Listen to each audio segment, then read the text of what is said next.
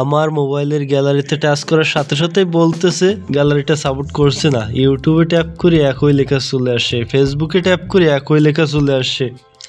আমার ফোনটা আমি আনলক করে আপনার হাতে দিব। আমার ফোনের কোনো অ্যাপ্লিকেশন আপনি ব্যবহার করতে পারবেন না। ঠিক এই সেটিংসটা আপনার মোবাইলে করতে পারবেন। আপনার মোবাইলে যে কোনো অ্যাপ্লিকেশন আপনাকে ছাড়া কেউ ব্যবহারই করতে পারবে না। এই সেটিংসটা করার জন্য আপনার ফোনে ছোট্ট একটা অ্যাপ্লিকেশন ডাউনলোড করতে হবে। গুগল প্লে স্টোরে চলে আসি, এখানে অ্যাপ লক প্রো এটা সার্চ করব।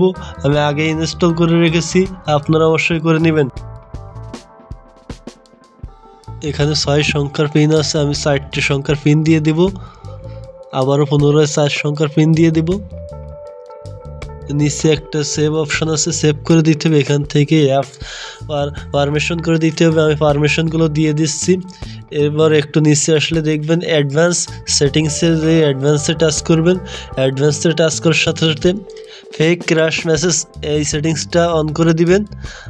আমাদের কাজ শেষ। এখন আমরা যে অ্যাপসগুলো লক করতে চাই সাথে সাথে লক করে দিব।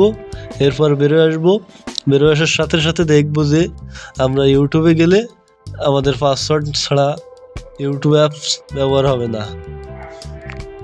যদি আগের মতো করতে চান তাহলে ফোন থেকে অ্যাপটি ডিলিট করে দিলেই হবে। বন্ধুরা, ভিডিওটা দেখে যদি ভালো লেগে থাকে তাহলে লাইক ও সাবস্ক্রাইব করুন।